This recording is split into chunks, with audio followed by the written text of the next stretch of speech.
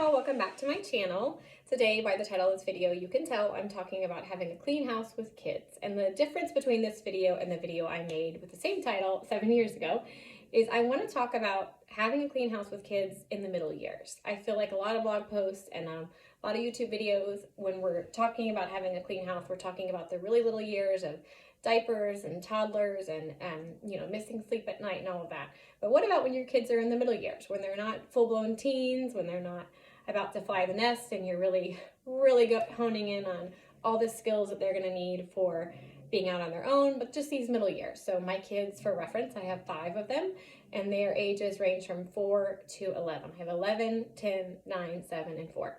And so we're very much in the middle years, in those elementary school years, which are super, super fun, other than all the bickering. They are just a lot of fun at this age, I think. I want to talk about a perspective I have on implementing kids' chores in these ages.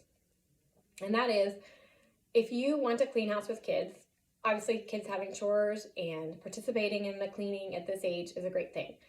But before you lay on chores, before you really add to their plate or give them responsibility that is in regards to like the family as a whole, so where they're cleaning up messes maybe other people made, I think it's really important that kids learn responsibility for their own selves and their own stuff and their own mess. And so I'm going to give you an example of things that I think kids can do from a young age, that when they do these things, even though they're not really chores, they're just tasks, you will see a big difference in how clean your house is without you even cleaning or without you assigning actual chores.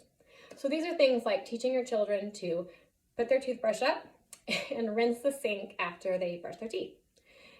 Putting their shoes in the shoe basket when they come in the house, or whenever you take off shoes at your house. Putting their dirty laundry away. Getting their clothes out of that, you have a pile of clean clothes. We do all of our laundry together, so it's a big old pile. With one of my boys' chores to put that pile under the couch, it's everybody else's task to come and get their laundry out of the pile. Sometimes I make piles for them, but usually they come and get it. And then it's their task to put their laundry away. I'm not asking them to put the towels away. I'm not asking them to put their brother or sister's laundry away. I'm asking them to take care of what is theirs. In the same manner that I'm asking when they have dirty clothes, they put their dirty clothes away. They hang a towel up after the shower or the bath. They put their school books away when we're done homeschooling. When they are done crafting and creating on the table, they help. If we all did it, then we all clean it up. But if it's one child, did all of this crafting, then that child's going to clean that up before moving on to the next task. Now, where I think parents get hung up on this is they feel like they're nagging, or the expectation is I will tell my kids to suddenly become responsible for self on things that historically I have been doing for them, or even making a sibling do for them. I'm now going to expect of them. Well, rather than getting frustrated, rather than feeling like you're nagging, think of yourself as their cleaning coach. We do not come into this world just innately knowing everything we need to know. We have to have teachers, we have to have coaches, and part of coaching isn't just teaching you how to do something, but it's encouraging you to do something.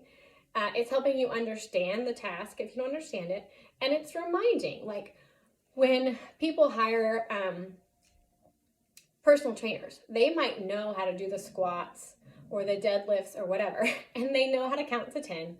That's not what they're hiring the personal trainer for, but they need the voice in their head, they need the accountability, they need the reminder, and they need that person that's holding them to the commitment of you have to do this. And so think of yourself that way. Are you going to have to remind your kids for, I don't know, a year, 2 years, 2 months? Probably depends on the child, right? Because some of us are wired differently to where order is more of a priority naturally to us. But we're teaching our kids these things, and we're not teaching these things simply to make our life easier. Does it? Yes. It absolutely makes your house so much cleaner just on the baseline level when you're not going around having to pick this kind of stuff up. But it also teaches our kids to be responsible. And I want my kids to be the kind of spouses that don't leave a mess behind for their spouse. I want my kids to be the kind of roommates who don't leave the bathroom sink gross for the next person coming in. I want my kids to stay at people's houses and not just leave a wake of mess behind, like not even being aware of the mess because they've never been held accountable to picking up after themselves. So concentrating on those things first. They're small.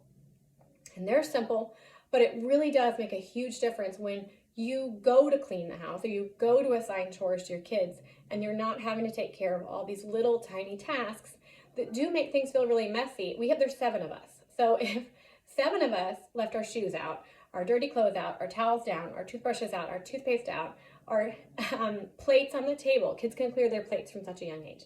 If 7 of us never put our laundry away, or 6 of us didn't and it was all left to me, it would be way more work than if my kids are doing those really simple, really small tasks that, again, only apply to their stuff. Making the bed is another one that's great. Teaching your children to make their bed. All these little things really help to make an overall much cleaner house as your baseline. Then when you do go to assign chores, unless you really enjoy intricate chore charts and intricate cleaning systems, I really suggest giving kids in the middle years very simple, basic chores that do help you around the house. So rather than saying, so-and-so is going to dust the baseboards, right? But how often do the baseboards even actually need dusted? Like, is that something that if they do that, you're really going to be like, oh, the baseboards look great? Or is it something you're going to be like, because that was their chore and not this, I can't even see the baseboards because the toys are covering it because no one's learned how to pick up their toys. So making them practical chores. Practical chores to me are things like, we have a kid that cleans out the litter box, leaf blow the front and back porch, empty the dishwasher every time it needs emptied. I have a kid that does the breakfast dishes, except for the pans. Taking out all of the trashes every single day, emptying all the little trash cans and taking out the big trash as often as the big trash needs taken out. Emptying the dryer of the laundry, vacuuming the basement. I have a kid that vacuums the stairs every single day. So these are really practical, real chores that I have seen make such a difference in how much I have to do, because those were things that I would want to be doing or would be doing if I didn't have a kid to do them.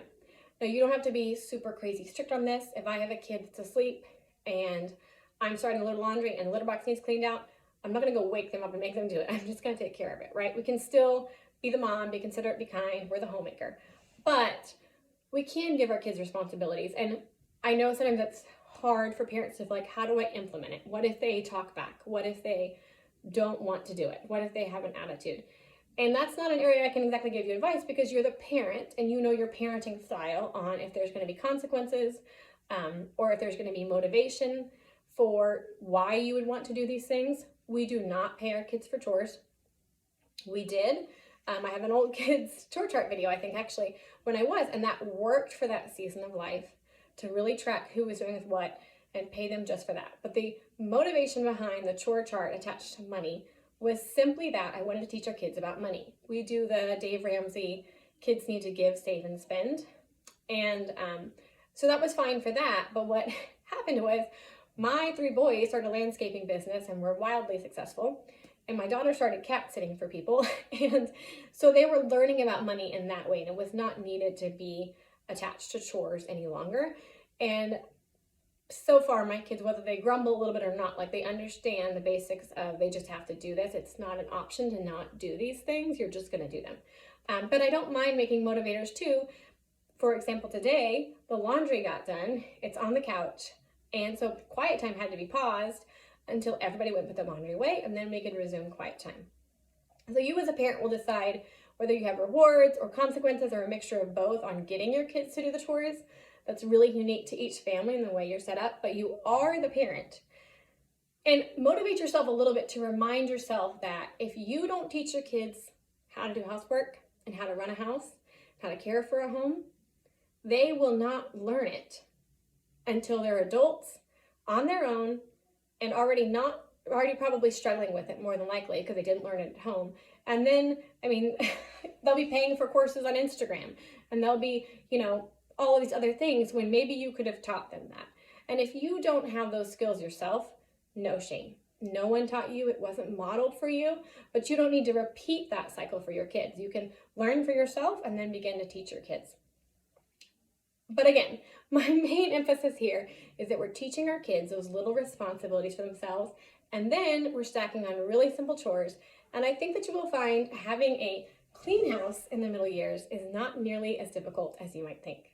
That's my video for today. I hope it was encouraging. Leave your tips and tricks for having a clean house with kids in the comments down below, and I'll see y'all next time.